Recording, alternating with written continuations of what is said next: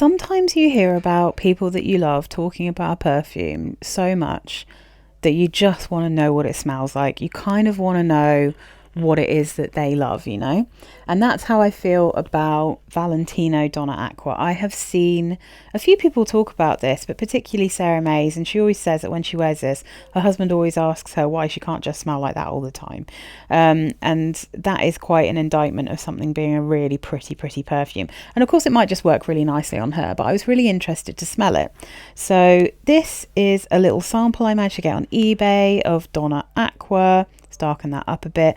The bottle is gorgeous. I love these bottles, but I have never found a Valentino perfume that I like, honestly, until this one. This is a very pretty perfume, and I understand why people like it. Now, the thing about this that's weird is it absolutely reminds me of something else, and I'm really struggling to think what it is. The notes on Fragrantica say top notes of almond and pear, middle notes of frangipani and jasmine, base notes of sandalwood and hawthorn.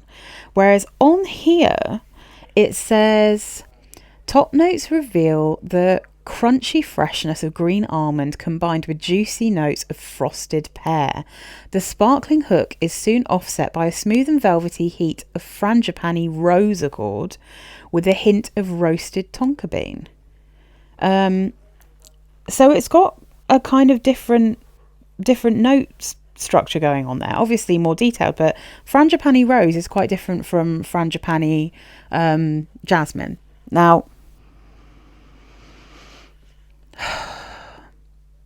this is really hard to describe. It's very pretty, creamy. It has a beautiful pear note in it, absolutely is beautiful, and it has a lovely almond in it.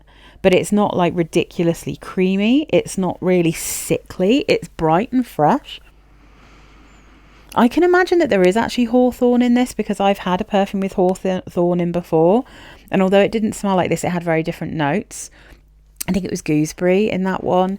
I do get that same kind of vibe from the florals. It's gentle, it's soft, it's almost kind of fluffy, but it's also got that juicy pear. It's a really nice perfume. I'm really surprised that this has been discontinued. I'm looking at what it's been compared to. There is a Juicy Couture. I don't really know what Juicy Couture smells like. There's a Burberry Brit. Is that the EDT? No.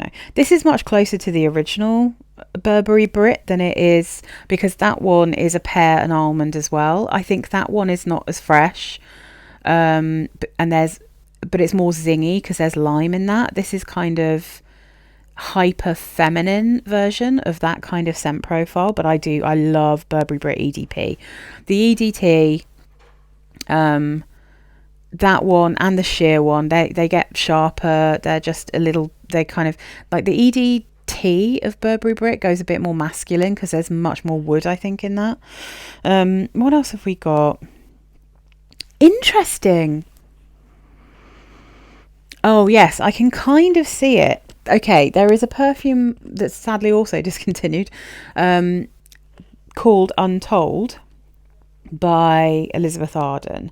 And that one sort of has a little bit of a vibe of it. I'd completely forgotten. What am I talking about? I've already written a review on Fragrantica of this one before I'm doing this review. So Elizabeth Arden Untold has a beautiful sweet pear in it, and then it's gentle florals, and it actually has pink pepper and I think patchouli, but to me it comes across like almost like a cashmere woody kind of smell. It's not as sweet. It doesn't have that same kind of super sweet tonkariness that's in this, but it's not a million miles away from especially the pear. And then also what I said is it does actually, it smells way more expensive than Ariana Grande's God Is a Woman, and they have different, well, they sort of have different florals. But looking at this, because I know there's rose in it. Ariana Grande God Is a Woman has rose in it, so I think that you can get a close feeling. It's not the same at all, but it has that same kind of vibe as this. I I mean, I don't think they're necessarily interchangeable, but because this one is so hard to get now, it's not really an option to buy it particularly.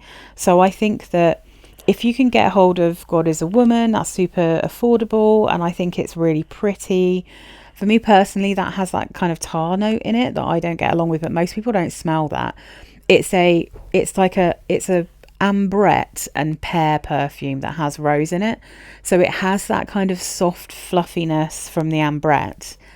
It does. The only thing it's really missing is the kind of sweet almond, but it's not a million miles away from this, to be honest.